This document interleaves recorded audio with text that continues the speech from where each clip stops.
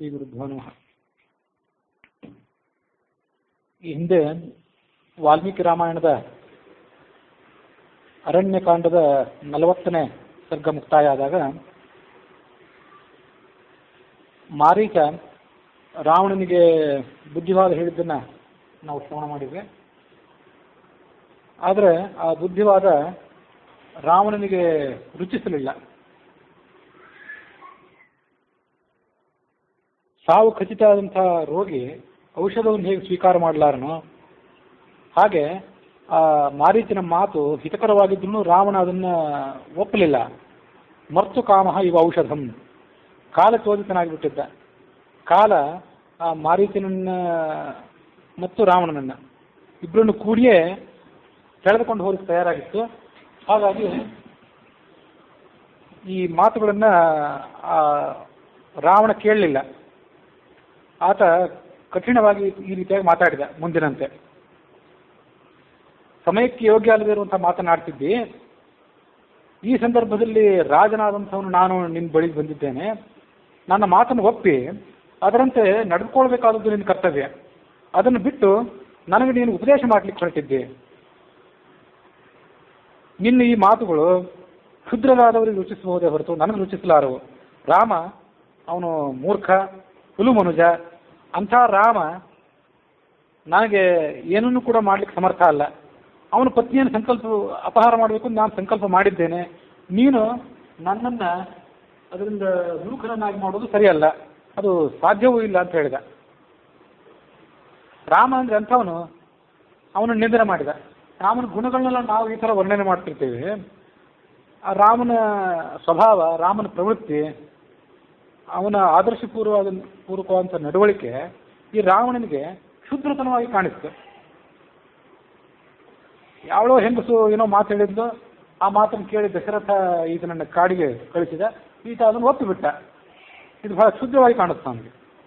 ಸ್ನೇಹಿತರನ್ನ, ರಾಜ್ಯವನ್ನ, ತಂದೆ ತಾಯಿಗಳನ್ನ ಎಲ್ಲರನ್ನೂ ಪರಿತ್ಯಾಗ ಮಾಡಿ ಅರಣ್ಯಕ್ಕೆ ಬಂದುಬಿಟ್ಟ. ಇಂಥವನು ಮೂರ್ಖ ಅಲ್ಲದೆ ಮತ್ತೇನಿವನು?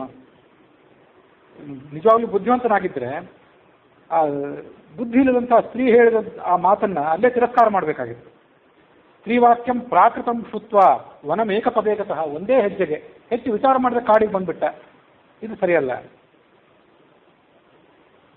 ಆ ಮೂರ್ಖ ನಮ್ಮವರಾದಂಥ ಖರ, ದೂಷಣ, ತ್ರಿಶಿರ ಮೊದಲಾದವರನ್ನ ಸಂಹಾರ ಮಾಡಿದ.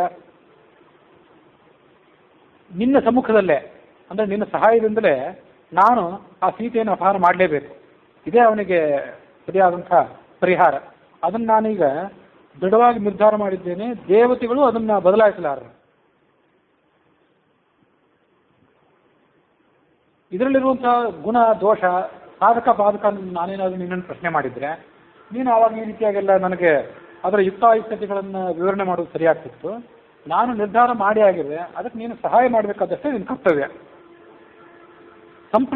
ಸಂಪೃಷ್ಟೇನ ತು ವಕ್ತವ್ಯಂ ಸಚಿವೇನ ವಿಪಸ್ಥಿತ.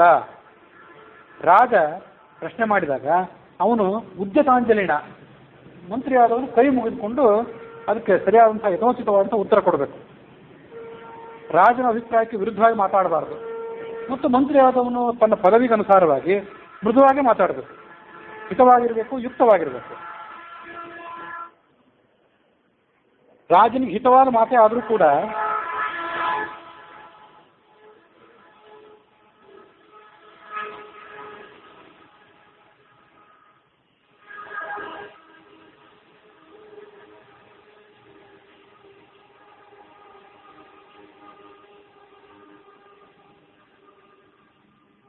ಹಿತಕರವಾದ ಮಾತಾಗಿರ್ಬೋದು, ಯುಕ್ತವಾದಂಥ ಮಾತಾಗಿರ್ಬೋದು. ಆದರೆ ಅದು ರಾಜನಿಗೆ ಒಂದು ವೇಳೆ ವಿರುದ್ಧವಾಗಿದ್ದರೆ, ರಾಜ ಮರ್ಯಾದೆಯನ್ನು ಮೀರಿ ಅದನ್ನು ಈ ಮಂತ್ರಿಯಾದವನು ಹೇಳಿದರೆ ಅದನ್ನು ರಾಜ ಪುರಸ್ಕಾರ ಮಾಡೋದಿಲ್ಲ. ರಾಜ ಅಂದರೆ ಯಾರಂತ ತಿಳ್ಕೊಂಡಿದ್ದೆ ನೀನು? ರಾಜನ ಪರಾಕ್ರಮ, ಆತನ ಪ್ರಭಾವ, ಅವನ ಸ್ಥಾನ ಎಂಥದ್ದು. ಪಂಚರೂಪಾಣಿ ರಾಜಾನಃ ಧಾರೆಯಂತೆ ಅಮಿತೌಜಸಃ. ಅಗ್ನಿ, ಇಂದ್ರ, ಆಮೇಲೆ ಸೋಮ, ಯಮ, ವರುಣ. ಸೋಮ ಅಂದರೆ ಚಂದ್ರನಲ್ಲ. ಈ 5 ಜನ ದೇವತೆಗಳ ಅಂಶಗಳನ್ನು ರಾಜ ಹೊಂದಿರ್ತಾನೆ. ಹಾಗಾಗಿ ಅಷ್ಟು ಪೂಜ್ಯ ಆತ. ಈ ಕಾರಣದಿಂದ ಆ 5 ದೇವತೆಗಳ ಸ್ಥಾನಗಳನ್ನು, ಅವರ ಅಂಶಗಳನ್ನು ಪಡೆದುಕೊಂಡೇ ಈತ ಹುಟ್ಟಿರೋದ್ರಿಂದ ಅವರವರ ಗುಣಗಳನ್ನು ಆತ ಪಡ್ಕೊಂಡಿರ್ತಾನೆ ಅಂತಂದು ರಾವಣ. ಅಗ್ನಿಯ ಗುಣವಂತ ತೀಕ್ಷ್ಣತೆ, ಇದು ಆಡಳಿತಗಾರರಲ್ಲಿ ರಾಜರಲ್ಲಿ ಇರೋ ನಾವು ಕಂಡು ಬರುವಂಥದ್ದು. ಇಂದ್ರನ ಗುಣ ಅದು ಪರಾಕ್ರಮ, ಚಂದ್ರನ ಗುಣ ಸೌಮ್ಯತೆ, ಆಮೇಲೆ ಯಮನ ಗುಣ ಅದು ದಂಡನೆ ಮಾಡುವಿಕೆ, ಮತ್ತು ವರುಣನ ಗುಣ ಅಂದರೆ ಅದು ಪ್ರಸನ್ನತೆ. ಇಂಥ ಗುಣಗಳನ್ನು ರಾಜ ಪಡ್ಕೊಂಡು ರಾಜ್ಯದಲ್ಲಿ ಪಟ್ಟಾಭಿಷಿಕ್ತನಾಗಿರ್ತಾನೆ. ಹಾಗಾಗಿ ಅವರು ಪೂಜ್ಯರು, ಮಾನ್ಯರು. ನಿನಗೆ ರಾಜಧರ್ಮದ ಪರಿಚಯ ಇಲ್ಲ ಅಂತ ಕಾಣಿಸ್ತದೆ. ನಾನು ನಿನ್ನ ಬಳಿಗೆ ಬಂದು ಇಂಥ ಕಾರ್ಯವನ್ನು ಮಾಡುವಂತ ನಿನಗೆ ಆದೇಶ ಕೊಡ್ತಿದ್ದೇನೆ, ನೀನು ಅದನ್ನು ಬಿಟ್ಟು ನನಗೆ ಪ್ರತಿಕೂಲವಾಗಿ ಮಾತಾಡ್ಲಿಕ್ಕೆ ಹೊರಟಿದ್ದೆ. ನಿನ್ನ ಸಲಹೆಯನ್ನು ಕೇಳಲಿಕ್ಕೆ ಬಂದಿಲ್ಲ ನಾನು ನಿನಗೆ ಹೇಳ್ತಿರೋದು ಏನನ್ನ, ಸೀತಾಪಹರಣ ಅನ್ನೋ ಮಹಾಕಾರ್ಯದಲ್ಲಿ ನೀನು ನನಗೆ ಸಹಾಯ ಮಾಡಬೇಕು. ನೀನು ಅದಕ್ಕೆ ಸಮರ್ಥ. ಏನು ಮಾಡಬೇಕು ನೀನು ಅಂದರೆ, ಸೌವರ್ಣಸ್ಥಂ ಮೃಗೋಭೂತ್ವ ಚಿತ್ರ ರಜತ ಬಿಂದುಭಿ, ಬಂಗಾರದ ಚರ್ಮವುಳ್ಳಂಥ ಜಿಂಕೆಯ ರೂಪವನ್ನು ತಾಳ್ಬೇಕು ನೀನು. ಅದರ ಮೇಲೆ ರಜತ ಬಿಂದುಭಿ, ಹೊಳೆಯುವಂಥ ಬೆಳ್ಳಿಯ ಚುಕ್ಕೆಗಳು. ಸೀತೆಯ ಸಮ್ಮುಖದಲ್ಲೇ, ಸೀತೆಯ ಆಶ್ರಮದ ಪರಿಸರದಲ್ಲಿ ಓಡಾಡಬೇಕು. ಅವಳಿಗೆ ಆಸೆ ಹುಟ್ಟುವಂತೆ ಮಾಡಬೇಕು. ಆ ಮೃಗವನ್ನು ನನಗೆ ತಂದು ಕೊಡು ಅಂತ ಅವಳು ಹೇಳ್ತಾಳೆ. ರಾಮ ನಿನ್ನನ್ನು ಕಟ್ಟಿಸಿಕೊಂಡು ಆಶ್ರಮದಿಂದ ಹೊರಗೆ ಬಂದ ಮೇಲೆ, ಆಶ್ರಮದ ಪರಿಸರದಿಂದ ದೂರ ಹೋದ ಮೇಲೆ, ನೀನು ಹಾ ಸೀತೆ ಹಾ ಲಕ್ಷ್ಮಣ ಅಂತ ರಾಮನ ಧ್ವನಿಯನ್ನು ಕಾರಣ ಮಾಡಿ ಆಕ್ರೋಶ ಮಾಡಬೇಕು. ಆಗ ಲಕ್ಷ್ಮಣ ಅಣ್ಣನನ್ನು ರಕ್ಷಣೆ ಮಾಡಬೇಕು ಅಂತ ಆಶ್ರಮದಿಂದ ಹೊರಗೆ ಬರ್ತಾನೆ. ಅವರಿಬ್ಬರು ಹೊರಗೆ ಬಂದ ಮೇಲೆ ನಾನು ಆ ಸೀತೆಯನ್ನು ಅಲ್ಲಿಂದ ಅಪಹಾರ ಮಾಡ್ಕೊಂಡು ಹೋಗ್ತೇನೆ. ನನ್ನ ಕೆಲಸ ಆದಮೇಲೆ ನೀನು ಬೇಕಾದಲ್ಲಿ ಹೊರಟು ಹೋಗ್ಬೋದು. ನೀನು ನಾನು ಹೇಳಿದ್ದನ್ನೆಲ್ಲ ಮಾಡ್ತೀವಿ ಅಂತಾದರೆ ನಿನಗೆ ಅರ್ಧ ರಾಜ್ಯನೇ ಕೊಡ್ತೇನೆ ಅಂತ ಹೇಳಂದ. ಬೆದರಿಕೆಯನ್ನು ಹಾಕಿದ ಮತ್ತು ಅರ್ಧ ರಾಜ್ಯ ಕೊಡ್ತೇನೆ ಅಂತ ಆತನಿಗೆ ಪ್ರಲೋಭನೆಯನ್ನು ಕೂಡ ಒಡ್ಡಿದ.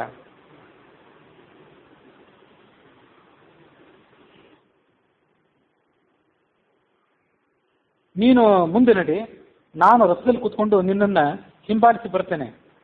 ರಾಮನಿಗೆ ವಂಚನೆ ಮಾಡಿ ಯಾವುದೇ ಯುದ್ಧ ಇಲ್ಲದೆ, ಯಾವುದೇ ನಾಶ, ನಮ್ಮ ಸೈನ್ಯದ ನಾಶ ಇಲ್ಲದೆ ನಾನು ಆ ರಾಮನನ್ನ ಪರಾಭೂತನನ್ನಾಗಿ ಮಾಡಿ ಸೀತೆಯನ್ನು ಅಪಹಾರ ಮಾಡ್ಕೊಂಡು ಹೋಗ್ತೇನೆ. ಹಾಗಾಗಿ ನನ್ನ ಒತ್ತಾಯದಿಂದಾದರೂ ನೀನು ಈ ಕೆಲಸವನ್ನು ಮಾಡಲೇಬೇಕು. ರಾಜನ ವಿರುದ್ಧವಾಗಿ ನಡೆದುಕೊಂಡ್ರೆ, ರಾಜನ ಮಾತನ್ನು ಕೇಳದೇ ಇದ್ದರೆ ಆತ ಸುಖ ಹೊಂದೋದಿಲ್ಲ. ನಿನಗೆ ಮರಣವೇ ಬರಬಹುದು ನನ್ನ ಮಾತನ್ನು ಕೇಳಿ. ರಾಮನ ಬಳಿಗೆ ಹೋಗಿ ಆತನ ಬಾಣಕ್ಕೆ ತುತ್ತಾಗಿ ನೀನು ಮರಣವೇ ಪಡ್ಕೊಳ್ಬಹುದು ಅಥವಾ ಪಡ್ಕೊಳ್ಳದೇ ಇರಬಹುದು, ಏನೂ ಆಗಬಹುದು. ಆದರೆ ನನ್ನ ಮಾತನ್ನು ಮಾತ್ರ ನೀನು ಕೇಳಲೇಬೇಕು.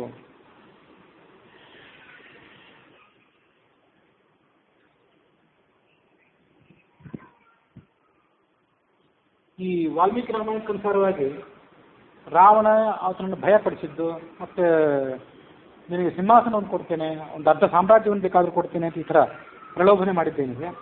ಆನಂದ ರಾಮಾಯಣದಲ್ಲಿ ಕೂಡ ಹಾಗೆ ಶ್ರವಣ ಮಾಡ್ತೇವೆ. ಲಂಕಾಯಾಸ್ತವ ದಾಸ್ಯಾಮಿ ಸ್ವೀಯ ರಾಜ್ಯಾರ್ಥಂ ಆದರಾತ್, ನನ್ನ ಸಾಮ್ರಾಜ್ಯ ಲಂಕಾನಗರ ಏನಿದೆ ಅದ್ರ ಅರ್ಧ ಭಾಗನೇ ನನಗೆ ಕೊಡ್ತೇನೆ ಅಂತ ಈ ರೀತಿಯಾಗೆಲ್ಲ ಹೇಳಿದ. ತಾತ್ಪರ್ಯ ನಿರ್ಣಯದಲ್ಲಿ ಇದು ಒಂದು ಮಾತು ಕೇಳ್ತೀವಿ.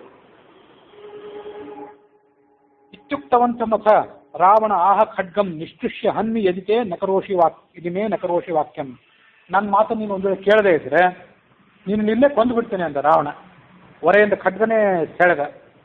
ಆಗ ಆತ ಭಯಪಟ್ಟು ರಾಮನ ಕಡೆ ಹೋಗಲಿಕ್ಕೆ ಮನಸ್ಸು ಮಾಡಿದ. ಸ್ವಯಂ ಆತ ಪಾಪಿಷ್ಠನೇ ಆಗಿದ್ದ. ಈ ಥರ ಎಲ್ಲ ಸಾಕಷ್ಟು ರಾಮನಿಗೆ ಉಪದೇಶ ಮಾಡಿದ್ರು ಸ್ವಯಂ ಆತ ನೀಚನೇ ಆಗಿದ್ದ. ರಾಮ ಹಸ್ತ ಮಿತಿ ಶ್ರೇಷ್ಠ ಮಾಸ್ತು ರಾವಣ ಹಸ್ತತಃ. ಆನಂದ ರಾಮಾಯಣದಲ್ಲಿ ಒಂದು ಪ್ರತ್ಯೇಕವಾದ ಮಾತು. ಈ ರಾವಣನ ಕೈಯಿಂದ ಸಾಯೋದು ಬೇಡ, ಇವನ ಮಾತು ನಾನು ಕೇಳದೆ ಕೊಂದೇ ಹಾಕಿಬಿಡ್ತಾನೆ. ಈ ನೀಚನ ಕೈಯಿಂದ ಸಾಯೋದಕ್ಕಿಂತ ರಾಮನ ಕೈಯಿಂದ ಸಾಯೋದು ಶ್ರೇಷ್ಠ ಅಂತ ಅದರ ಆಲೋಚನೆ ಮಾಡಿದವನು. ರಾವಣೇನ ರಥೇ ಸ್ಥಿತ ಗತ್ತ ಪಂಚವಟಿನ ಪ್ರತಿ. ರಾವಣ ಮತ್ತು ಮಾರೀಚ ಇಬ್ಬರು ಕೂಡ ಒಂದೇ ರಥ ಏರಿ ಪಂಚವಟಿಗೆ ಹೊರಟರು ಅಂತ ಆನಂದ ರಾಮಾಯಣದ ಅಭಿಪ್ರಾಯ.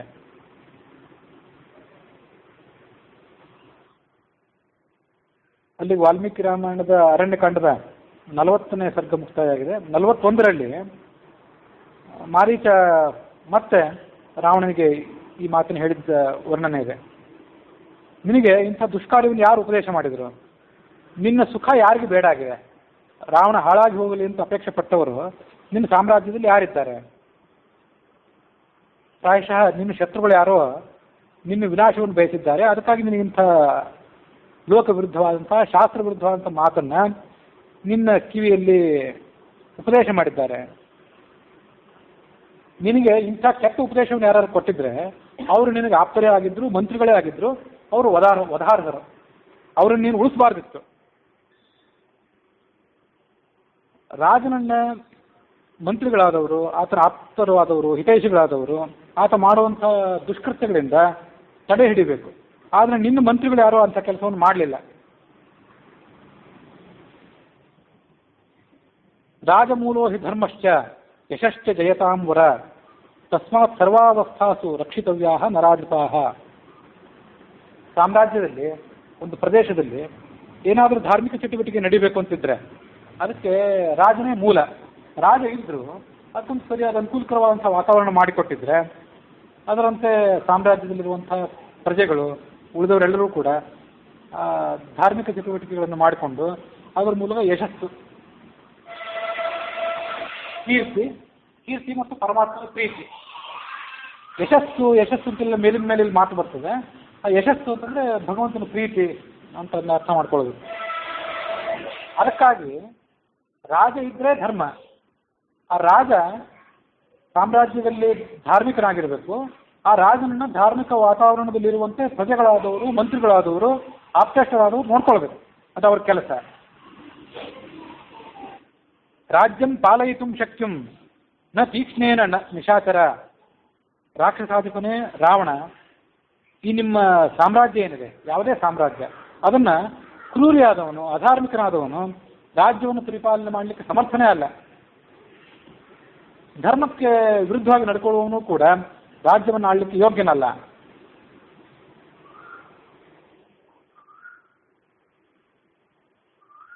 ಕೆಟ್ಟ ದಾರಿಯನ್ನ ರಾಜನಿಗೆ ಉಪದೇಶ ಮಾಡುವಂಥ ಮಂತ್ರಿಗಳು ಆ ರಾಜನನ್ನು ಹಾಳಾಗುವಂತ ಮಾಡ್ತಾರೆ ಮತ್ತು ತಾವು ಕೂಡ ಹಾಳಾಗ್ತಾರೆ.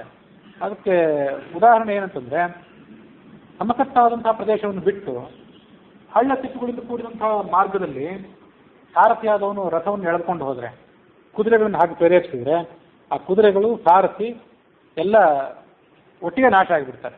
ಹಾಗೆ ಸಾಮ್ರಾಜ್ಯ ಇಡೀ ನಾಶ ಆದಿತ್ತು. ಈ ಹಿಂದೆ ನಾವು ಬೇಕಾದಷ್ಟು ಬಾರಿ ನೋಡಿದ್ದೇವೆ.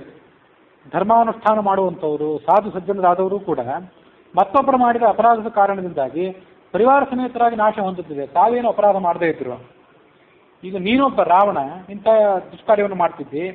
ನಿನ್ನ ಸಾಮ್ರಾಜ್ಯದಲ್ಲಿ ನಾವೆಲ್ಲರೂ ಸಾಧು ಸಜ್ಜನರಿದ್ದೇವೆ ಅಂತ ಭಾವಿಸಿದ ಅವನು. ತಾನು ಸಾಧು ಸಜ್ಜನ ಅಂತ ತಿಳ್ಕೊಂಡಿದ್ದ. ಮತ್ತೆ ವಿಭೀಷಣ ಮೊದಲಾದವರು ಧಾರ್ಮಿಕರಾದಂಥ ಮಹಾಪುರುಷರು ಇದ್ದರು. ಇಂಥವರೆಲ್ಲರೂ ಕೂಡ ನೀನು ಮಾಡಿದ ಅಪರಾಧದಿಂದಾಗಿ ಹಾಳಾಗಿ ಹೋಗಬೇಕಾಗ್ತದೆ. ರಾಜ ಧರ್ಮಕ್ಕೆ ವಿರುದ್ಧವಾಗಿ ಬದುಕಿದ್ರೆ, ಆತ ಕ್ರೂರನಾಗಿದ್ರೆ, ಅವನು ಯಾವುದೇ ಧರ್ಮಯುಕ್ತವಾದಂಥ ಆಡಳಿತವನ್ನು ಪ್ರಜೆಗಳಿಗೆ ಕೊಡಲಾರ. ಅವನ ಪ್ರಜೆಗಳು ಕೂಡ ಯಾವುದೇ ಏಳಿಗೆಯನ್ನು ಕೂಡ ಹೊಂದಲಾರರು. ಅದು ಹೇಗೆ ಅಂದರೆ, ರಕ್ಷಮಾಣಾ ನ ವರ್ಧಂತೆ ಮೇಷಾಹ ಗೋಮಾಯುನ ಯಥಾ. ಕುರಿಗಳನ್ನು ಕಾಯಬೇಕಾದವರು ಯಾರು? ಆ ಕುರಿಗಳ ಮೇಲೆ ಪ್ರೀತಿ, ಅದಕ್ಕೆ ಆರೈಕೆ ಮಾಡುವಂಥ ಸ್ವಭಾವ ಇತ್ಯಾದಿಗಳಿದ್ದವರು ಕುರಿಗಳನ್ನು ಕಾಯಬೇಕು. ಹಾಗಿದ್ರೆ ಅವರು ಕುರಿಗಳನ್ನು ಕಾಯ್ದು ಆ ಕುರಿಗಳಿಗೆ ಸರಿಯಾದಂಥ ಬೆಳವಣಿಗೆಯನ್ನು ಮಾಡಲಿಕ್ಕೆ ಸಮರ್ಥರಾಗ್ತಾರೆ. ಆದರೆ ಗೋಮಾವಿನ ನರಿ ಆ ಕುರಿ ಕಾಯುವರ ಸ್ಥಾನದಲ್ಲಿ ಬಂದು ನಿಂತ್ಕೊಂಡ್ರೆ ಅಂಥ ನರಿ ಕ್ರಮವಾಗಿ ಆ ಕುರಿಗಳನ್ನೇ ಕಬಳಿಸಿಬಿಡ್ತದೆ. ಅಥವಾ ಬೇರೆ ಯಾರು ಕಬಳಿಸ್ತಿದ್ರೆ ಅದಕ್ಕೆ ಪ್ರತಿರೋಧವನ್ನು ತೋರಿಸೋದಿಲ್ಲ. ಅದರಂತೆ ಸ್ವಯಂ ಅಧಾರ್ಮಿಕನಾಗಿದ್ದರೆ, ಆತ ಸಜ್ಜನ ಅಲ್ಲದೇ ಇದ್ದರೆ, ಅಂಥವನ ಆಡಳಿತದಲ್ಲಿ ಪ್ರಜೆಗಳಿಗೆ ಯಾವುದೇ ರೀತಿಯಾದಂಥ ಏಳಿಗೆನೂ ಇರಲಿಕ್ಕೆ ಸಾಧ್ಯವಿಲ್ಲ.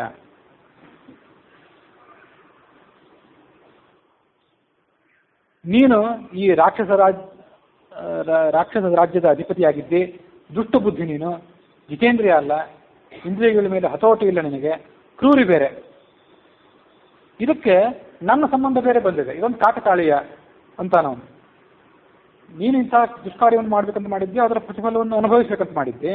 ಆದರೆ ಅದಕ್ಕೆ ನನ್ನ ಸಹಾಯವನ್ನು ಏನು ಕೋರಿ ಬಂದಿದ್ದಿ. ಇದೊಂದು ಕಾಕತಾಳೀಯವಾಗಿದೆ. ಖಚಿತಂ ಕಾಕತಾಳೀಯಂ ಘೋರ ಮಾಸಾದಿತನ್ಮಯ. ಕಾಗಿ ಬಂದು ಕೂತ್ಕೊಂಡಾಗ ಮೊದಲೇ ದುರ್ಬಲ ಇದ್ದಂಥ ಒಂದು ಟೊಂಗೆ ಹೇಗೆ ಮುರಿದು ಬೀಳ್ತದೋ ಅಥವಾ ಕಾಲ ಫಲ ಅದು ಹೇಗೆ ಉದುರಿ ಬೀಳ್ತದೋ ಹಾಗೆ ನೀನು ಅವನು ಉದಾಹರಣೆ ಕೊಟ್ಟದ್ದು ಬಹಳ ಅರ್ಥಗರ್ಭಿತವಾಗಿದೆ ಅಂತ ಕಾಣಿಸ್ತದೆ. ಟೊಳ್ಳಾದಂಥ ಕೊಂಬೆ ಅದು ಅಥವಾ ಈಗಾಗಲೇ ಉದುರು ಬೀಳಲಿಕ್ಕೆ ತಯಾರಾದಂಥ ಕಾಲ ಫಲ ಅದರಂತೆ ಈ ರಾವಣ ಮತ್ತು ಅವನ ಸಾಮ್ರಾಜ್ಯ ಆತನ ದುಷ್ಕೃತ್ಯಗಳಿಂದಾಗಿ ಈಗಾಗಲೇ ಆತ ಪತನದ ಹಾದಿಯನ್ನು ಹಿಡಿದಿದ್ದಾನೆ. ಅಲ್ಲಿ ಮಾರೀಚ ಆ ಜಿಂಕೆಯ ರೂಪವನ್ನು ತಾಳಿ ಸೀತೆಗೆ ಪ್ರಲೋಭನಗೊಳಿಸಿ ಈ ಕಾರ್ಯವನ್ನು ಮಾಡಿಕೊಡೋದ್ರಿಂದ ಒಂದು ನಿಮಿತ್ತ ಅಷ್ಟೇ. ಹಾಗಾಗಿ ನೀನೀಗ ಹಾಳಾಗಿ ಹೋಗಲಿಕ್ಕೆ ತಯಾರೇ ಆಗಿದ್ದಿ ಅಂತ ಕಾಣಿಸ್ತದೆ ಅಂದ ಅವನು ಮಾರೀಚ.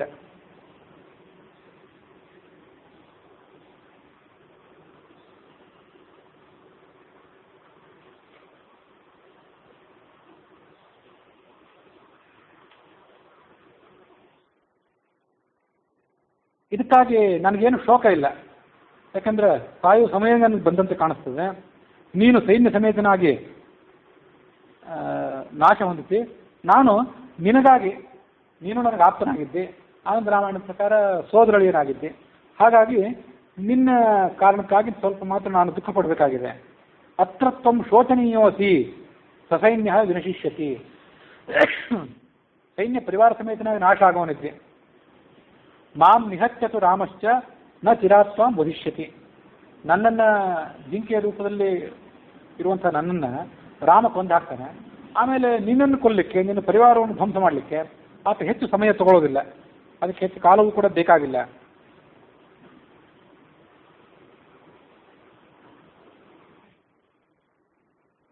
ಇದರಿಂದ ನಾನು ಕೂಡ ಕೃತಕೃತ್ಯನಾಗ್ತೇನೆ ಅಂತ ನಾನು. ಅನೇನ ಕೃತಕೃತ್ಯೋಸ್ಮಿ ಮ್ರಿಯೇಯ ಜರಿಣ ಹತಃ. ನನ್ನ ಜೀವನವೂ ಕೂಡ ಧನ್ಯ ಆಗ್ತದೆ ಅಂತ ಹೇಳ್ತಾನೆ. ಧನ್ಯ ಆಗ್ತದೆ ಸುಮ್ಮನೆ ಹೇಳ್ಕೊಂಡಂಗೆ ಕಾಣಿಸ್ತದೆ. ಆತ ವಾಸ್ತವಿಕವಾಗಿ ಸಜ್ಜನೆ ಏನಾಗಿರಲಿಲ್ಲ, ಪೂರಾ ದುಷ್ಟನೇ ಅವನು. ಶಾಸ್ತ್ರೀಯದಲ್ಲಿ ಕೂಡ ಆತ ದುಷ್ಟನೇ ಅಂತ ಆಗಿರ್ತದೆ. ಅಂತೂ ನಿನ್ನಂಥ ರಾವಣನಂಥ ದುಷ್ಟನ ಸಹವಾಸ ತಪ್ಪಿತಲ್ಲ ನನಗೆ, ಆ ಕಾರಣಕ್ಕಾಗಿ ನಾನು ಧನ್ಯ ಆಗ್ತೀನಿ ಅಂತ ಆತ ಭಾವಿಸುವಂತೆ ಕಾಣಿಸ್ತದೆ ಅಷ್ಟೆ. ದರ್ಶನಾದೇವ ರಾಮಸ್ಯ ಹತಂ ಮಾಂ ಅವಧಾರಯ. ನಾನು ಜಿಂಕೆಯ ರೂಪವನ್ನು ತಾಳಿ ಸೀತೆಯನ್ನು ಪ್ರಲೋಭನಗೊಳಿಸಿ ಮುಂದೆ ರಾಮ ತನ್ನ ಬತ್ತಳಿಕೆಯಿಂದ ಬಾಣವನ್ನು ಹೊರಗೆ ತೆಗೆದು ನಾನು ಪ್ರಯೋಗ ಮಾಡಿ ಆಮೇಲೆ ನನ್ನನ್ನು ಕೊಲ್ಲಬೇಕಾಗಿಲ್ಲ. ರಾಮ ನನ್ನನ್ನು ನೋಡಿದ ಮಾತ್ರಕ್ಕೆ ನಾನು ಸತ್ಯ ಅಂತ ನೀನು ತಿಳ್ಕೊ. ಇನ್ನು ಹೆಚ್ಚು ಕಾಲ ಇಲ್ಲ ನನಗೂ ಕೂಡ ಆಯುಷ್ಯ. ಆತ್ಮಾನಂತ ಹತಂ ವಿದ್ಯೆ, ನಿಂದು ಮುಗಿತು ಅಂತ ತಿಳ್ಕೊ, ನಿನ್ನ ಆಯುಷ್ಯ ಕೂಡ ಮುಗಿದಿದೆ ಅಂತ ತಿಳ್ಕೊ. ಕೃತ್ವಾ ಸೀತಾಂ ಸಮಾನುಭವಂ. ಸೀತೆಯನ್ನೇನಾದ್ರು ಅಪಹಾರ ಮಾಡ್ಕೊಂಡು ಬಂದರೆ ನೀನೂ ಉಳಿಯೋದಿಲ್ಲ, ನಾನೂ ಉಳಿಯೋದಿಲ್ಲ. ನೈವ ಲಂಕಾ ನ ರಾಕ್ಷಸಾಹ. ಇಡೀ ಲಂಕೆ ರಾಕ್ಷಸರು ಯಾರೂ ಕೂಡ ಉಳಿಯೋದಿಲ್ಲ. ಹಾಗಾಗಿ ಇಂಥ ಕೆಲಸ ಮಾಡಬೇಡ ಅಂತ ನಾನು ತಡೆ ಹಿಡಿತಿದ್ದೇನೆ. ಆದರೆ ನೀನು ನನ್ನ ಮಾತನ್ನು ಕೇಳ್ತಿಲ್ಲ. ಪರೇತಕಲ್ಪಾಹಿ ಗತಾಯುಷೋ ನರಾಹ ಹಿತಂ ನ ಗೃಹಂತಿ ಸುಹೃದ್ಭಿರೀರಿತಂ. ಆಯುಷ್ಯ ತೀರಿ ಬಂದಾಗ, ಮರಣ ಸನ್ನಿಹಿತ ಆದಾಗ ಯಾರೇನು ಉಪದೇಶ ಮಾಡಿದರೂ ಕೂಡ ಆ ಉಪದೇಶ ರುಚಿಸೋದಿಲ್ಲ ಅವನಿಗೆ, ಸಾಯಲಿಕ್ಕೆ ಹೊರಟವನಿಗೆ, ದುರ್ಮಾರ್ಗ ಹಿಡಿದವನಿಗೆ. ಹಾಗಾಗಿ ತಾನು ಹಿಡಿದ ದುರ್ಮಾರ್ಗದಲ್ಲೇ ಮುಂದುವರೆದು ಆತ ಸತ್ತು ಹೋಗಿಬಿಡ್ತಾನೆ.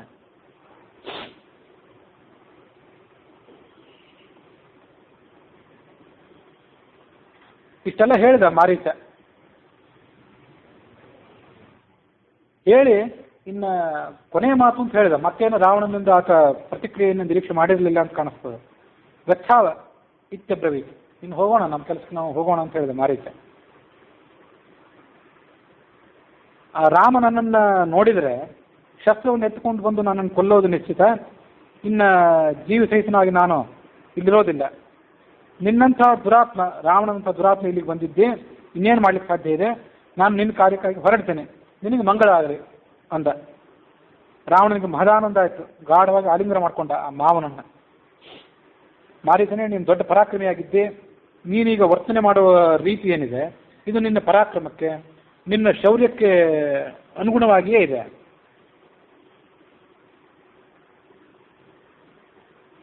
ನನ್ನ ರಥದಲ್ಲೇ ಕೂತ್ಕೋ ಅಂತ ಹೇಳಿದ ಅವನು. ತನ್ನ ರಥದಲ್ಲೇ ಕೂತ್ಕೊಂಡ. ಮೊದಲೇನು ಹೇಳ್ದ, ನೀನು ಮುಂದೆ ಹೋಗು, ನಿನ್ನ ಹಿಂಬಾಲಿಸ್ಕೊಂಡು ನಾನು ಬರ್ತೇನೆ ಅಂತ ಹೇಳ್ದ. ತನ್ನ ರಥದಲ್ಲೇ ಕೂಡಿಸ್ಕೊಂಡ. ಏನು ಹೇಳಿದ ಅಂದ್ರೆ ಅವನಿಗೆ, ಈಗ ನೀನು ನಿಜವಾದ ಮಾರೀಚ, ಹೋಗು, ರಾಮನ ಕಾರ್ಯಕ್ಕಾಗಿ ಹೋಗಬೇಕು, ರಾಮನನ್ನು ವಂಚನೆ ಮಾಡಿ ಕಾರ್ಯ ಮಾಡಬೇಕು ಅಂತ ನಿರ್ಧಾರ ಮಾಡಿದ್ದೆ. ಇದು ಮಾರೀಚನ ನಿಜವಾದ ವರ್ತನೆ. ಇಲ್ಲಿ ತನಕ ನೀನು ಮಾರೀಚನೇ ಆಗಿರಲಿಲ್ಲ, ಬೇರೆ ಯಾವುದೋ ಒಬ್ಬ ರಾಕ್ಷಸ ಆಗಿದ್ದೆ ಅಂತ ಹೇಳಿ ಆತನನ್ನು ಸ್ತೋತ್ರ ಮಾಡಿ ಆಯಿತು, ನನ್ನ ರಥವನ್ನು ಹತ್ತಿ ಕೂತ್ಕೊ ಅಂತ ಹೇಳಿದೆ.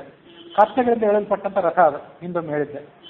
ಅದು ಸಾಮಾನ್ಯ ಕತ್ತೆಗಳಲ್ಲ, ಪಿಶಾಚಿಗಳ ಮುಖ ಇದ್ದಂಥ ಕತ್ತೆಗಳು. ಆ ರಥವನ್ನು ಏರಿ ಕುಳಿತುಕೊ ಅಂತ ಹೇಳಿದೆ. ಸೀತೆಯನ್ನು ಮರಳುಗೊಳಿಸಿ ನೀವು ಹೊರಟು ಹೋಗಿಬಿಡು ಅಂತ ಇಷ್ಟೆಲ್ಲ ಹೇಳಿದ ಮೇಲೆ ಆ ತಾಟಕೆಯ ಮಗ ಅವನು ಮಾರೀಚ ಹಾಗೇ ಆಗಲಿ ಅಂತ ಹೇಳಿದ. ಆ ವಿಮಾನದಂತೆ ಇದ್ದಂಥ ರಥವನ್ನು ಏರಿ ಕೂತ್ಕೊಂಡ್ರು. ನಾನಾ ಪ್ರದೇಶಗಳನ್ನು ಪ್ರಯಾಣ ಮಾಡಿ ಮುಂದೆ ರಾಮನ ಆಶ್ರಮ ಪರಿಸರಕ್ಕೆ ಬಂದರು. ಮಾರೀಚನ ಕೈ ಹಿಡ್ಕೊಂಡಂತೆ ರಾವಣ ಹೇಳಿದ, ಬಾಳೆ ಗಿಡಗಳ ನಡುವೆ ರಾಮನ ಆಶ್ರಮ ಅಲ್ಲಿ ದೂರದಿಂದ ಕಾಣ್ತಾ ಇದೆ, ನಾವು ಏನು ಕಾರ್ಯ ಮಾಡಬೇಕು ಅಂತ ಬಂದಿದ್ದೇವೆ, ಅದರ ಪ್ರಾರಂಭವನ್ನು ನೀನೀಗ ಮಾಡಬೇಕು ಅಂತ ಹೇಳಿದ. ಮಾರೀಚ ಜಿಂಕೆಯ ರೂಪವನ್ನು ತಾಳಿದ. ಆಶ್ರಮದ ಬಾಗಿಲಿನ ಪ್ರದೇಶದಲ್ಲಿ ಸಂಚಾರ ಮಾಡಲಿಕ್ಕೆ ಪ್ರಾರಂಭ ಮಾಡಿದ. ಅದರ ಕೊಂಬಿನ ತುದಿ, ಜಿಂಕೆಯ ಕೊಂಬಿನ ತುದಿ ಸಾಮಾನ್ಯವಾಗಿ ಕಪ್ಪು ಬಣ್ಣದ್ದು, ನೀಲಿ ಬಣ್ಣದ್ದಾಗಿರ್ತದೆ. ಅದು ಹೇಗಾಗಿತ್ತಂದ್ರೆ ಸಾಮಾನ್ಯ ನೀಲಿ ಬಣ್ಣ ಅಲ್ಲ, ಇದು ಇಂದ್ರನೀಲಮಣಿ ಹೇಗೆ ಹೊಳಿತಿರ್ತದಲ್ಲ, ಫಳ ಹೊಳಿತಿರ್ತದಲ್ಲ, ಅದರಂತೆ ನೀಲಿ ಬಣ್ಣದ್ದಾಗಿತ್ತು. ಮುಖದಲ್ಲಿ ಸ್ವಲ್ಪ ಭಾಗ ಬಿಳುಪು, ಸ್ವಲ್ಪ ಭಾಗ ಕಪ್ಪಾಗಿತ್ತು. ಕಿವಿಗಳು ನೈದಿಲೆ ಹೂವಿಗೆ ಸಮಾನವಾಗಿ ಮೃದುವಾಗಿ ಆಕರ್ಷಕವಾಗಿದ್ದವು. ಸ್ವಲ್ಪ ತನ್ನ ಮುಖವನ್ನು ಮೇಲೆತ್ಕೊಂಡಿತ್ತು. ಅದರ ತುಟಿಗಳು ಕೂಡ ಇಂದ್ರನೀಲಮಣಿಯ ಆಗಿದ್ದವು, ಅದರಂತೆ ಪ್ರಕಾಶಮಾನ ಆಗಿದ್ದವು. ಬಟ್ಟೆ ಕಮಲದಂತೆ, ಚಂದ್ರನಂತೆ ಪ್ರಕಾಶಮಾನ ಆಗಿತ್ತು. ಅದರ ಗೊರಸುಗಳು, ಕಾಲಿನ ಗೊರಸುಗಳು ವೈಡೂರ್ಯಕ್ಕೆ ಸಮಾನವಾಗಿದ್ದವು. ಸೊಂಟ ತೆಳುವಾಗಿತ್ತು. ಚಿತ್ತಾಕರ್ಷಕವಾದಂತಹ ಬಣ್ಣಗಳಿಂದ ಅಲಂಕೃತ ಆಗಿತ್ತು. ಅವನು ಆಶ್ರಮದ ಪರಿಸರದಲ್ಲಿ ಸಂಚಾರ ಮಾಡಲಿಕ್ಕೆ ಪ್ರಾರಂಭ ಮಾಡಿದ. ಅಲ್ಲೇ ಇದ್ದಂತಹ ಗರಿಕೆ ಹುಲ್ಲನ್ನು ತಿಂತಿದ್ದ ನಡುವೆ. ಬೆಳ್ಳಿಯ 106 ಚಿಕ್ಕೆಗಳು ಅದರ ಶರೀರದ ಮೇಲೆ. ಒಮ್ಮೆ ಆ ಆಶ್ರಮದ ಸಮೀಪದಲ್ಲಿದ್ದಂತಹ ಲತಾಗ್ರಹ, ಬಳ್ಳಿಯಿಂದ ನಿರ್ಮಾಣ ಆದಂತಹ ಮನೆ, ಅದರ ನಡುವಿನಲ್ಲಿ ಪ್ರವೇಶ ಮಾಡ್ತಿತ್ತು. ಮತ್ತೊಮ್ಮೆ ಅಲ್ಲಿಂದ ಹೊರಗೆ ಬಂದು ಕಣಗಿಲೆ ಗಿಡಗಳ ಹೂವಿನ ಬಳಿಗೆ ಹೋಗ್ತಿತ್ತು. ಮತ್ತೊಮ್ಮೆ ಆಶ್ರಮದ ಸಮೀಪಕ್ಕೆ ಬಂದು ಬಿಡ್ತಿತ್ತು, ಮತ್ತೊಮ್ಮೆ ದೂರ ಹೋಗ್ತಿತ್ತು. ಹೀಗೆ ಇನ್ನೇನು ಸಮೀಪಕ್ಕೆ ಬಂತು ಅನ್ನೋದು ಮತ್ತೆ ದೂರ ಹೋಗಿಬಿಡ್ತಿತ್ತು. ಒಮ್ಮೆ ಸುಮ್ಮನೆ ಕೂತ್ಕೊಳ್ತಿತ್ತು. ಮತ್ತೊಮ್ಮೆ ಅಲ್ಲಿ ಸಮೀಪದಲ್ಲಿದ್ದಂತಹ ಜಿಂಕೆಗಳ ಗುಂಪಿನ ಕಡೆ ಹೋಗ್ತಿತ್ತು. ಆ ಜಿಂಕೆಗಳ ಗುಂಪು ರಾಮನ ಆಶ್ರಮಕ್ಕೆ ಸಮೀಪಕ್ಕೆ ಬಂದಾಗ ಆ ಗುಂಪಿನ ಜೊತೆಗೆ ಈತನು ಕೂಡ ಆಶ್ರಮದ ಬಾಗಿಲಿಗೆ ಬರ್ತಿದ್ದ. ಒಮ್ಮೆ ಇದ್ದಕ್ಕಿದ್ದಂತೆ ಮೈ ಕೊಡವಿಕೊಂಡು ಅಲ್ಲಿ ಸುತ್ತಮುತ್ತಲೆಲ್ಲ ಓಡಾಡ್ತಿತ್ತು. ಬೇರೆ ಜಿಂಕೆಗಳು ಈ ಮಾಯಾ ಜಿಂಕೆಯನ್ನು ಸಮೀಪಿಸಿ ಅದರ ಗಂಧವನ್ನು ಒಮ್ಮೆ ತಗೊಂಡು ತಮ್ಮದೇ ಜಿಂಕೆ, ತಮ್ಮದೇ ಗುಂಪಿಗೆ ಸೇರಿದ ಪ್ರಾಣಿ ಅಂತ ಬರ್ತಿದ್ದವು ಹತ್ರ. ಆದರೆ ಅದರ ಗಂಧ ನೋಡಿದ ಕೂಡಲೇ ಅದು ಅಪರಿಚಿತ ಗಂಧ ಗೊತ್ತಾಯ್ತು ಅವಳಿಗೆ. ಹಾಗಾಗಿ ಇದು ಮಾಯಾ ಯಾವುದೋ ಒಂದು ಅಪರಿಚಿತವಾದ ಪ್ರಾಣಿ ಅಂತ ಅವಳಿಗೆ ಅನಿಸಿರ್ಬೇಕು. ಹಾಗಾಗಿ ಅವೆಲ್ಲ ಹೆದರಿ ದೂರ ಓಡಿ ಹೋಗಿಬಿಡ್ತಿದ್ವು. ಇವನು ಸ್ವಭಾವ ಎಂಥದ್ದು, ಬೇರೆ ಸಂದರ್ಭ ಆಗಿದ್ರೆ ಆ ಮೃಗಗಳೆಲ್ಲ ಕೊಂದು ತಿಂದು ಬಿಡ್ತಿದ್ದ, ಆ ಥರ ಮಾಡ್ತಿದ್ದ ಅವನು ಬೇಕಾದಷ್ಟು ಬಾರಿ. ಆದರೆ ಆ ಸಂದರ್ಭದಲ್ಲಿ ತನ್ನ ಕಾರ್ಯ ಸಾಧನೆಗಾಗಿ ಆ ಮೃಗಗಳನ್ನು, ಬೇರೆ ಪ್ರಾಣಿಗಳನ್ನು ಕೊಂದು ತಿನ್ನಬೇಕು ಅಂತ ತನ್ನ ಬಯಕೆಯನ್ನು ಆತ ಅದು ಬಿಟ್ಕೊಂಡಿದ್ದ. ಕೇವಲ ಸ್ಪರ್ಶ ಮಾಡ್ತಿದ್ನೇ ಹೊರತು ಅವುಗಳನ್ನ ಏನೂ ಮಾಡ್ತಿರ್ಲಿಲ್ಲ.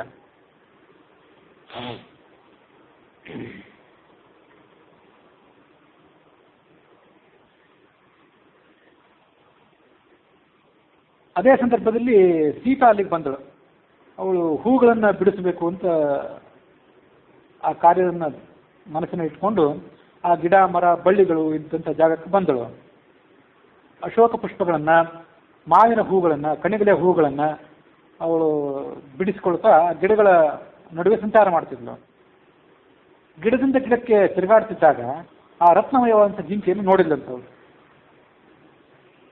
ಆ ಜಿಂಕೆಯನ್ನು ನೋಡಿದ ಕೂಡಲೇ ಅವಳು ಕಣ್ಣರಳಿಸ್ಕೊಂಡು ದಿಟ್ಟಿಸಿ ಆ ಜಿಂಕೆಯನ್ನು ನೋಡ್ಲಿಕ್ಕೆ ಪ್ರಾರಂಭ ಮಾಡಿದ್ಲು. ಬಹಳ ಆಶ್ಚರ್ಯ ಆಯ್ತು ಅವಳಿಗೆ. ಮೈದುನನ್ನ ಮತ್ತೆ ಪತಿಯನ್ನ ಕರೆದಳು ಅಲ್ಲಿಂದಲೇ, ತಾನು ಇದ್ದಂಥ ಜಾಗದಿಂದಲೇ. ಆಗಚ್ಛಾಗಚ್ಚ ಶೀಘ್ರಂ ವೈ ಆರ್ಯಪುತ್ರ ಸಹಾನುಜ. ಆರ್ಯಪುತ್ರ ಅಂತ ಗಂಡನಿಗೆ ಸಂಬೋಧನೆ.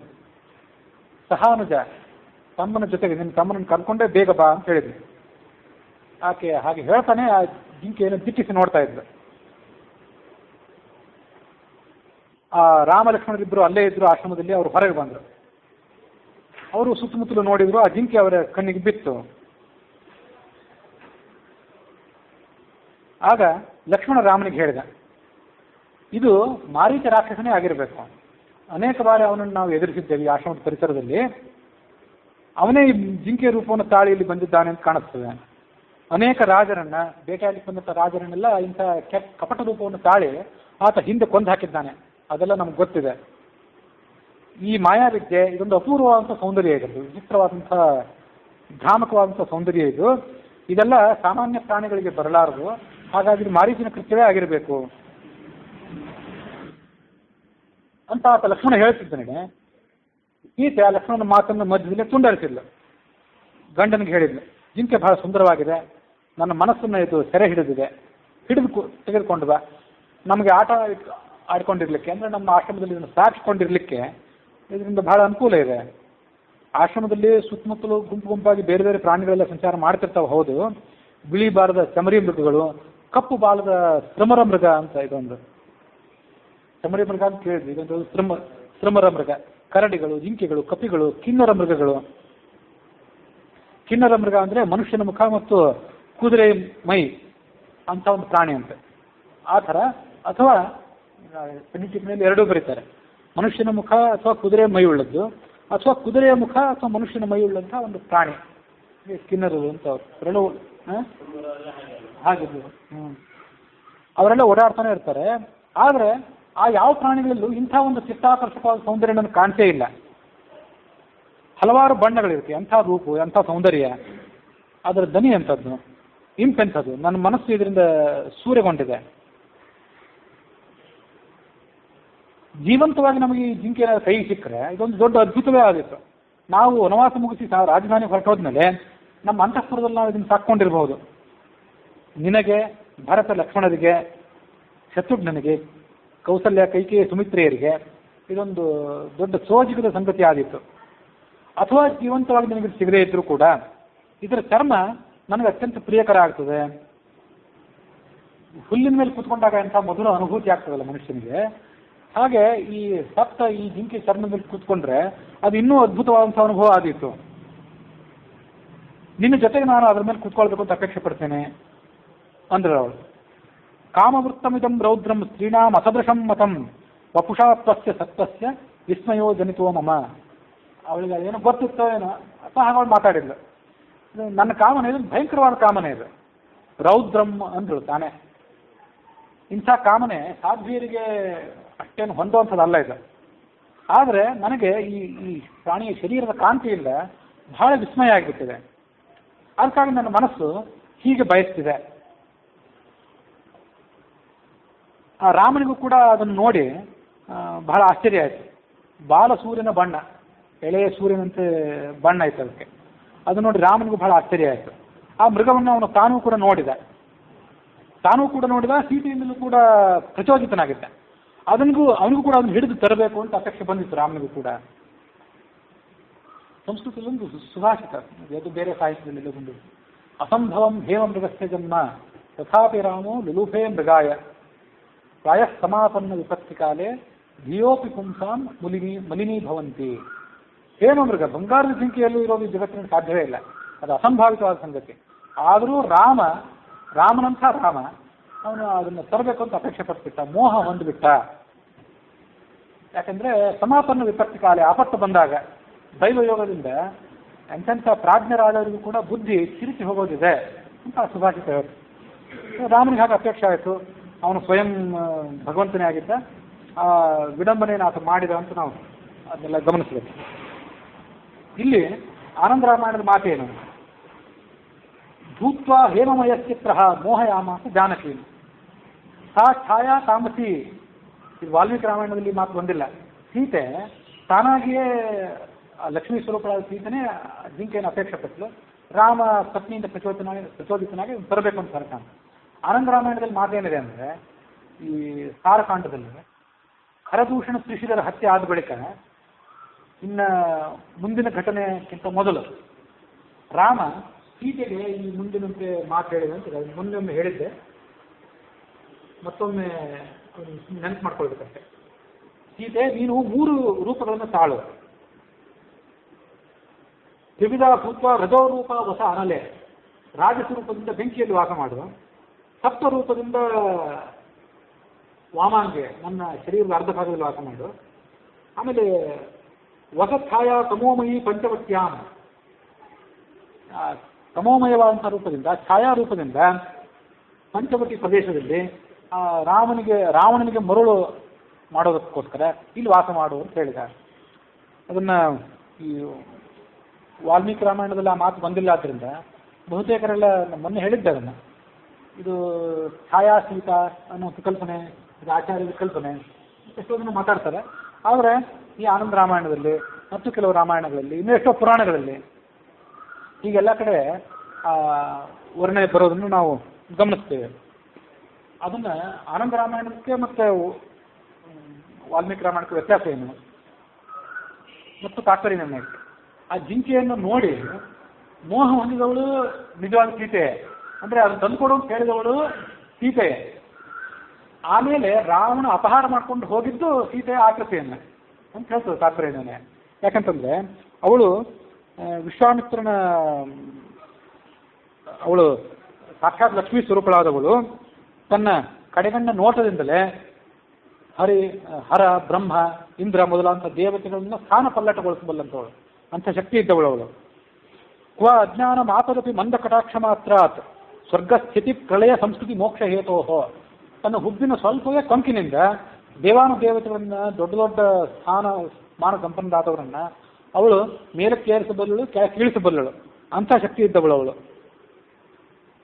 ಅವಳಿಗೆ ಈ ಅಜ್ಞಾನ ಇತ್ಯಾದಿ ಯಾವುದೂ ಇಲ್ಲ ಅಂತ ಅಲ್ಲಿ ಬರ್ತದೆ. ಮತ್ತು ಆದರೆ ಆನಂದ ರಾಮಾಯಣ ಏನು ಹೇಳ್ತೀವಿ ಅಂದರೆ, ನೋಡಿ ಮೋಹ ಬಂದದ್ದು ಕೂಡ ತಾಮಸ ಸೀತೆಗೆ. ಸಾ ಛಾಯಾ ತಾಮಸಿ ದೃಷ್ಟ, ಆ ಮೃಗವನ್ನು ನೋಡಿಲ್ಲ ಅಂತ ಅವಳು. ನೋಡಿ ಕ್ರೀಡಾರ್ಥಂ ಮೃಗಂ ಕ್ಷೇಮಂ ಧೃತ್ವ ದೇಹಿ ರಘುತ್ತಮ, ಆಟ ಆಡ್ಕೊಂಡಿದ್ದು ಇರ್ಲಿಕ್ಕೆ ನಮ್ಗೆ ಇದು ಬೇಕು, ತೊಗೊಂಡು ಬಾ ಅಂದ್ರು. ಅವಳಿಗೆ ಅಪೇಕ್ಷೆ ಏನಿತ್ತಂದ್ರೆ ಇದೊಂದು ಪ್ರತ್ಯೇಕವಾದ ಮಾಹಿತಿ. ಕರೋಮಿ ಕಂಚುಕೀಂ ಪ್ರಚಾರ, ಅದನ್ನು ಕೊಂದು ಅದರ ಚರ್ಮದಿಂದ ಕುಪ್ಪಸ ಮಾಡಿ ಹೊಲಿಸ್ಕೊಳ್ತೇನೆ, ಕುಪ್ಪಸ ಹೊಲಿಸಿ ಅದನ್ನು ಹಾಕ್ಕೊಳ್ಬೇಕು ನನಗೆ ಅಪೇಕ್ಷೆ ಅಂದ್ಲವಳು. ಅದು ಆನಂದ ರಾಮಾಯಣದ ಪ್ರಕಾರ.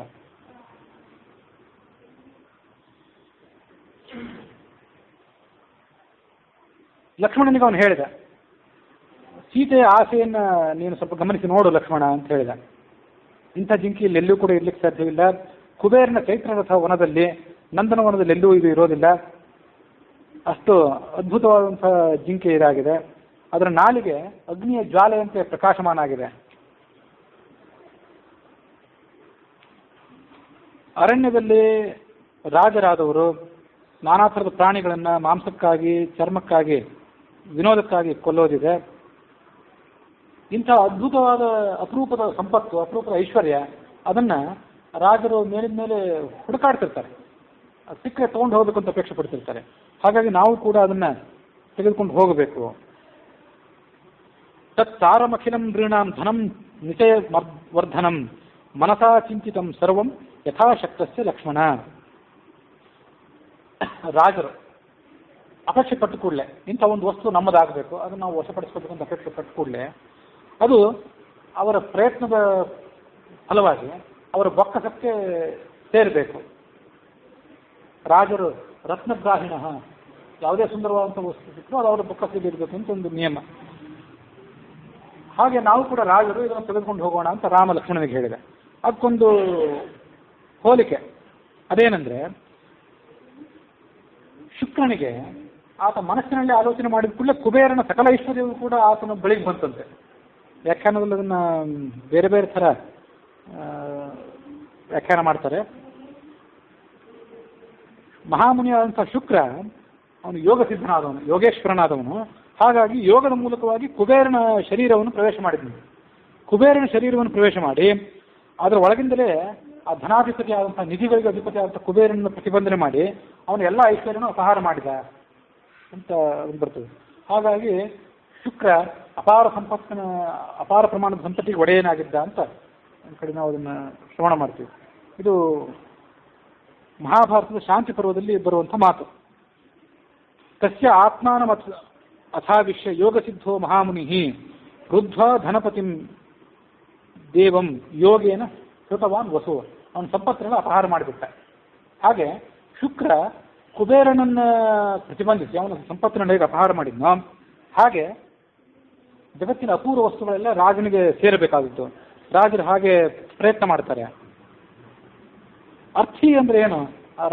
ರಾಮ ಹೇಳಿದ, ಅರ್ಥಿ ಏನಾರ್ಥ ಕೃತ್ಯೇನ ಸಂವ್ರಜತಿ ಅವಿಚಾರಯನ್. ಅರ್ಥಿ ಅಂದ್ರೆ ಸಾಮಾನ್ಯ ಒಂದು ಅಪೇಕ್ಷೆ ಪಡುವನು ಅಂತ ಅರ್ಥ.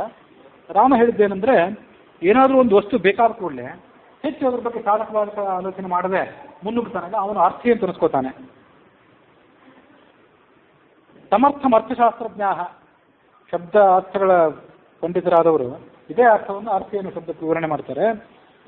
ಸೀತೆ ನನ್ನ ಜೊತೆ ಇದ್ರ ಮೇಲೆ ಕುತ್ಕೊಳ್ಬೇಕು ಅಂತ ಅಪೇಕ್ಷೆ ಪಟ್ಟಿದ್ದಾಳೆ. ಈ ಜಿಂಕೆಯ ಚರ್ಮದ ಸುಖ, ಅದರ ಮೇಲೆ ಕುತ್ಕೊಳ್ಳುವಂಥ ಸುಖ ಎಂಥದ್ದು ಅಂದರೆ, ಈ ಜಗತ್ತಿನಲ್ಲಿ ಇಲ್ಲಿಯವರೆಗೆ ಪರಿಚಿತ ಆಗಿರುವಂಥ ಸ್ಪರ್ಶ ಸುಖಗಳೇನಿವೆ ಅದನ್ನು ಮೀರಿದ್ದು. ಅದೊಂದು ಕದಲಿ, ಪ್ರಿಯಕಿ, ಪ್ರವೇಣಿ, ಆದಿಕಿ ಅಂತ 4 ಮೃಗಗಳನ್ನು ಹೇಳ್ತಾರೆ. ನಾನಾ ಥರದ್ದು.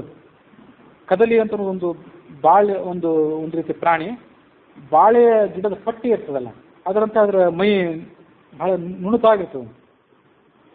ಅದಕ್ಕೆ ಕದಲಿ ಅಥವಾ ಕಾದಲಿ ಅಂತ ಹೆಸರು. ಕದಲಿ ಹರಿಣಾಂತರೆ ರಂಭಾಯಾಮ್ ವೈಜಯಂತ್ಯಾಂಚ ಅಂತ ಹೀಗೆ ಅದರ ಲಕ್ಷಣ.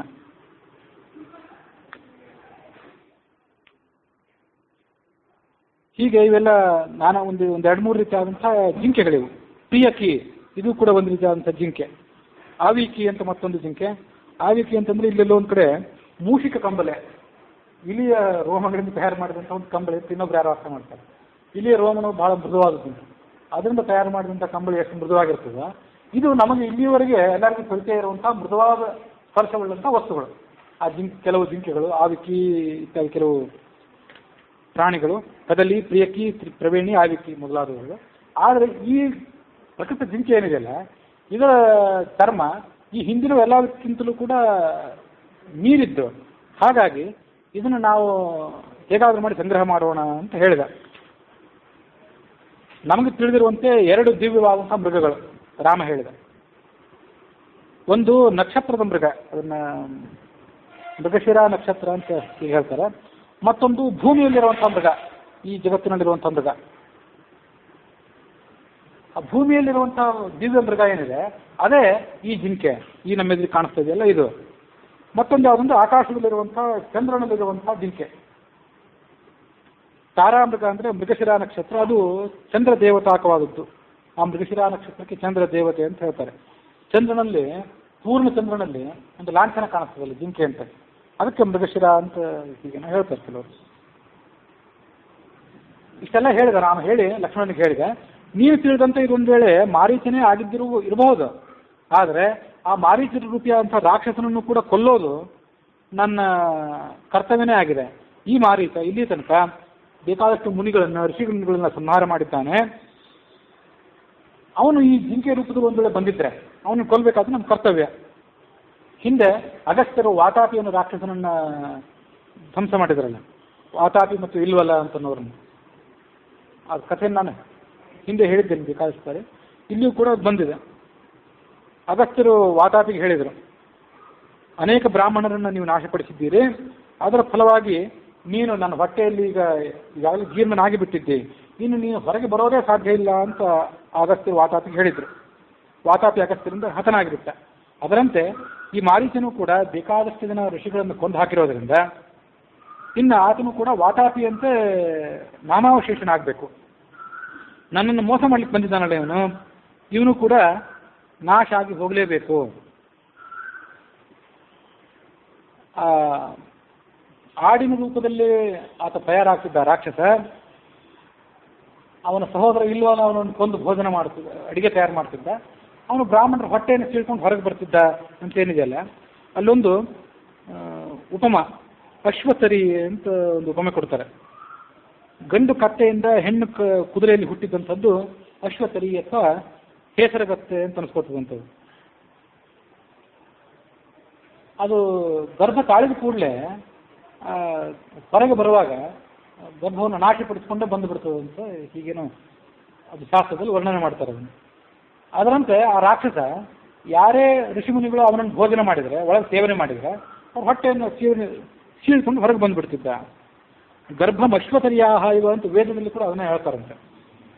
ಹಾಗಾಗಿ ಅದರಂತೆ ಈ ವಾತಾಪಿಯನ್ನು ಕೂಡ ನಾನು ಆ ವಾತಾಪಿಯನ್ನು ಅಗಸ್ತ್ಯ ನಾಶ ಮಾಡಿದಂತೆ ಮಾರೀಚನನ್ನು ನಾನು ನಾಶ ಮಾಡಬೇಕಾಗಿದೆ. ಮತ್ತು ಸೀತೆಯ ಅಪೇಕ್ಷೆಯನ್ನು ಕೂಡ ಈಡೇರಿಸಬೇಕಾಗಿದೆ. ಸಾಧ್ಯವಾದರೆ ಇದನ್ನು ಜೀವ ಸಹಿತವಾಗಿ ಹಿಡ್ಕೊಂಡು ಬರ್ತೇನೆ, ಇಲ್ಲದೇ ಇದ್ರೆ ಸಂಹಾರ ಮಾಡ್ತೇನೆ. ಅಲ್ಲಿಯವರೆಗೂ ನೀನು ಸೀತೆಯನ್ನು ರಕ್ಷಣೆ ಮಾಡು, ಜಾಗರೂಕನಾಗಿದ್ದು ರಕ್ಷಣೆ ಮಾಡು. ಯಾವುದಾದ್ರೂ ಆಪತ್ತು ಬರಬಹುದು, ಅದನ್ನು ಶಂಕೆಯಲ್ಲಿ ಇಟ್ಕೊಂಡು ರಕ್ಷಣೆ ಮಾಡುವಂತ ರಾಮ ಲಕ್ಷ್ಮಣನಿಗೆ ಹೇಳಿ ಮೃಗವನ್ನ ಬೆನ್ನಟ್ಟಲಿಕ್ಕೆ ಸನ್ನದ್ಧಾದ ಅನ್ನೋಲ್ಲಿಗೆ ವಾಲ್ಮೀಕಿ ರಾಮಾಯಣದ ಅರಣ್ಯಕಾಂಡದ 43ನೇ ಸರ್ಗ ಸಮಾಪ್ತ ಆಗಿದೆ.